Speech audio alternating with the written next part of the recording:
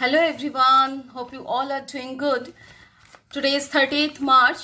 সকালে নিউজপেপার খুলতেই আমি দেখতে পেলাম চার্জশিট। কিসের chargesheet? 15 years of TMC in West Bengal. West বেঙ্গলে টিএমসি আসার পর কি হয়েছে বা কি হয়নি, অনেকগুলো পয়েন্টস এখানে আছে, সবটা ডিসক্রাইব করা পসিবল না, তবু বলছি। যেমন ইনফিল্ট্রেশন, ভয়রাজ, উমেন আনসেফ শুনলেই আমাদের আরজিকর যে কাণ্ডটা হয়েছিল সেটা মনে পড়ে যায়। খুবই দুঃখের বিষয়। আমাদের আরজিকরের একটা ডক্টর, উনি সেফ ছিলেন না। শুধু আরজিকর না, কামদুনি, তারপর সন্দেশখালি, অনেক কিছু ঘটনা এখানে। 2023 একটা রিপোর্ট অনুযায়ী 34,738টি crime was reported against the women. So here we are very sad to see that যে আমাদের ওয়েস্ট বেঙ্গল মতো জায়গায় উইমেনরা সেফ নেই। দেন কারাপশন তো প্রচুর আছে, ক্লাসরুম থেকে রেশন পর্যন্ত সব জায়গাতেই কারাপশন আছে। এখানে পয়েন্ট আছে যেমন youth betrayed future, no vision, no jobs. অনেকে তাদের চাকরি হারালো, only broken promises, nothing else. এবার আমরা চলে আসি ইন্ডাস্ট্রি। যদি ইন্ডাস্ট্রিয়াল দিক থেকে দেখি তো according to Times of India, it is stated here that West Bengal has transform from industrial hub to economical wasteland. 6,688টা কোম্পানিজ কি হয়েছে 2011 to 2025 মধ্যে ফ্লেড অ্যাবে, বন্ধ হয়ে গেছে বা এক জায়গা থেকে অন্য জায়গায় চলে গেছে। আর ছোট যেগুলো MSMEs হয়, মাইক্রো স্মল মিডিয়াম এন্টারপ্রাইজেস, এরকম 18,450টি কোম্পানিজ কি হয়েছে, বন্ধ হয়ে গেছে, ওয়াইপিং আউট, বন্ধ হয়ে গেছে, শাটডাউন হয়ে গেছে। 30 লাখ পিপল তারা জব হারিয়েছে। নেক্সট, এবার যদি আমরা দেখি চাষবাস দেখি তো পটেটো এক্সপোর্টস ওটাও ব্যান হয়ে গেছে, যার কারণে ফার্মার্স অনেক সুইসাইড করেছে। অ্যান্ড রাইস, যেখানে ফার্স্ট নাম্বারে ছিল ওয়েস্ট বেঙ্গল রাইস প্রোডাকশনে, সেখান থেকে থার্ড নাম্বারে চলে এসছে। এডুকেশন সেক্টরস তো দেখলে আমার সত্যিই খুব নিজেরই আমার পার্সোনাল এক্সপেরিয়েন্স থেকে বলছি, এডুকেশন সেক্টর তো খুবই অবস্থা খুবই খারাপ। কারণ সরকারি স্কুলগুলোতে পড়াশোনা হয় না বলতে গেলেই চলে, because I have my own students যারা ক্লাস 5-এ 6-এ 7-এ পড়ে, তারা ইংলিশে একটা লাইন লিখতে পারবে না। They can't write, they don't have the ability to write his or her name, father's name, mother's name in English. A student of class 6, এটা সত্যি খুবই দুর্ভাগ্য।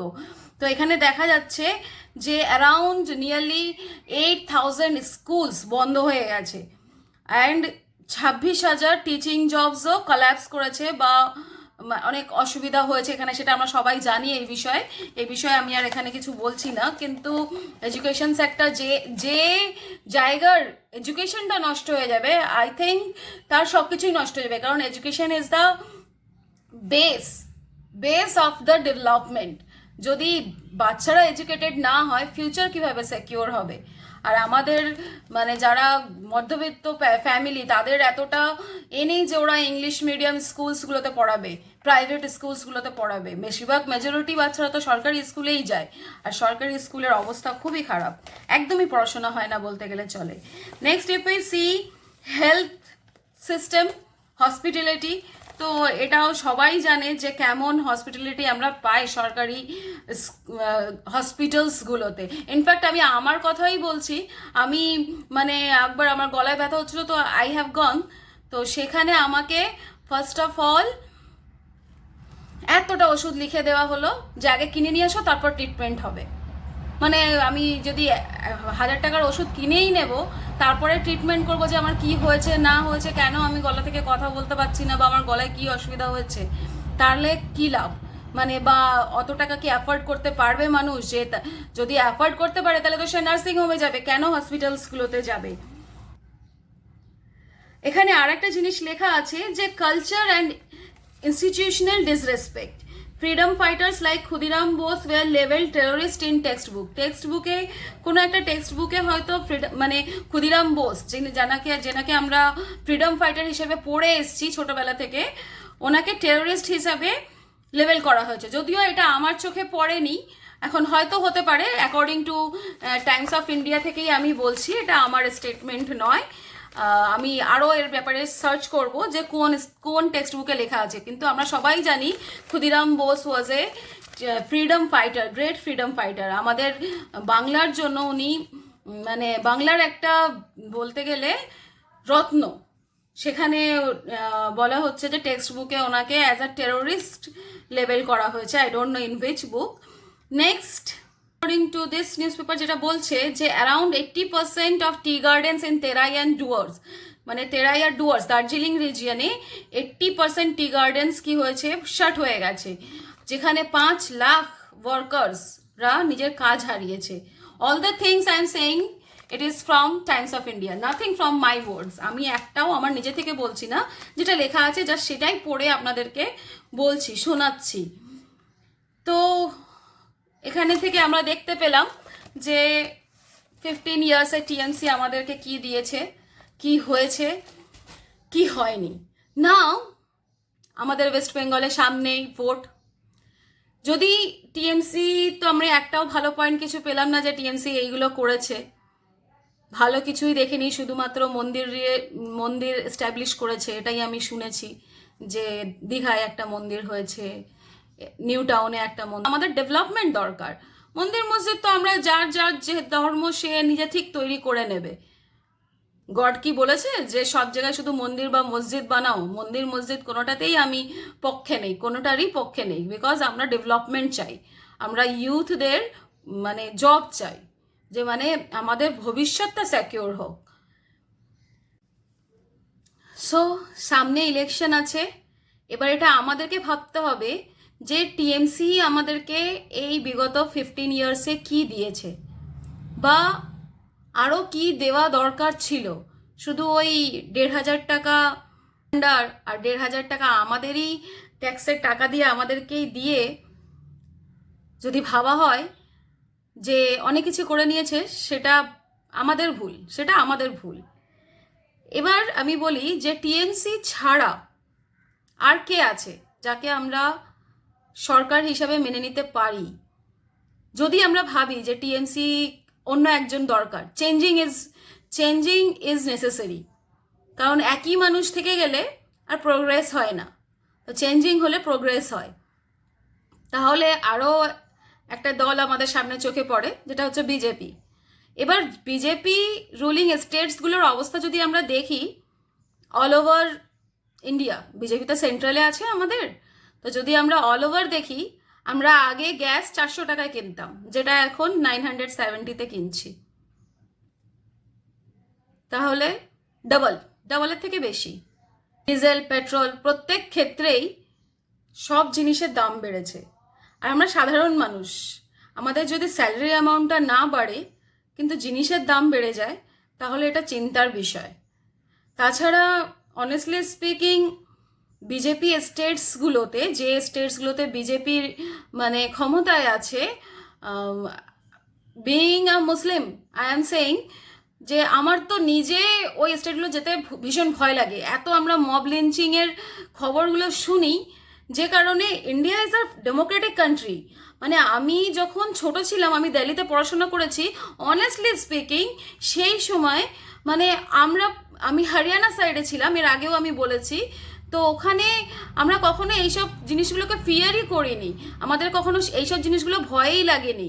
বা আমরা পুরো স্কুলে আমরা হয়তো কয়েকজন, মাত্র 2-3 জন মুসলিম ছিলাম, কিন্তু আমরা কখনো এইসব ফেস করিনি। কিন্তু এখন যে জায়গাগুলোতে বিজেপি আছে, সেই সব জায়গাগুলোতে মব লিঞ্চিংয়ের কারণে যেতেই ভয় লাগে। তাহলে যদি ওয়েস্ট বেঙ্গলে বিজেপি চলে আসে, তাহলে তো ভীষণ অসুবিধা হয়ে যাবে। সো থার্ড অপশন আমাদের কাছে থাকছে আইএসএফ কর্মীদের ব্যাপারে যেটা বলি, অনেস্টলি স্পিকিং, যে আমি মুসলিম সেজন্য মুসলিম একটা পার্টিকে সাপোর্ট করছি তা কিন্তু নয়। আইএসএফ কিন্তু মুসলিম পার্টি নয়, আইএসএফ ইজ সেকুলার পার্টি। আর আমি আইএসএফ যে দলনেতা নওশাদ সিদ্দিকী ভাইজানের মুখে সবসময় সেটা শুনেছি, অ্যান্ড আমরা এটা বিশ্বাসও করি যে ইসলামকে সত্যিই মানে, সে অবশ্যই বিশ্বাস করে। আমি বারে বারে বলেছি লাকুম দিনুকুম ওয়ালিয়া দিন, মানে যার ধর্ম তার কাছে, তোমার ধর্ম তোমার কাছে, আমার ধর্ম আমার কাছে। কিন্তু আমরা শান্তিপ্রিয় মানুষ, আমরা উন্নয়ন চাই। আমরা কখনো চাই না যে মানুষ মানুষকে মারুক, বা কেউ কাউকে অপমান করুক, বা কেউ কাউকে পরেশান করুক। আমরা এটা কখনোই চাই না, স্পেশালি আমি তো চাই না।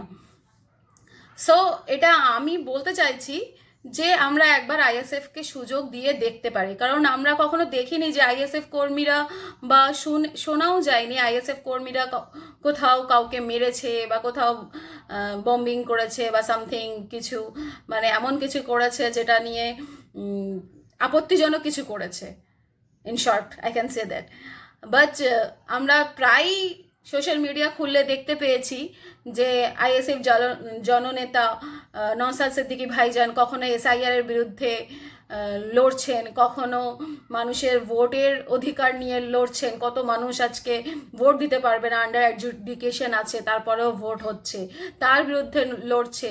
কখনো ওয়াকফ নিয়ে লড়ছে, যেটা আমাদের জন্য খুবই ইম্পর্টেন্ট একটা মানে matter.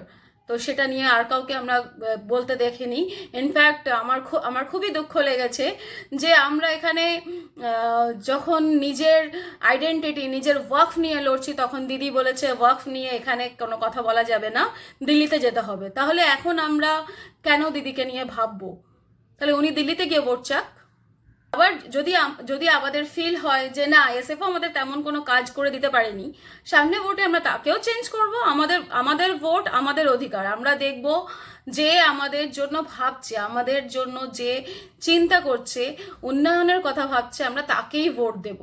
So at last I would like to say, আপনার ভোট আপনার অধিকার। তো আপনার ইচ্ছা মতো আপনি নিজের সরকার তৈরি করেন।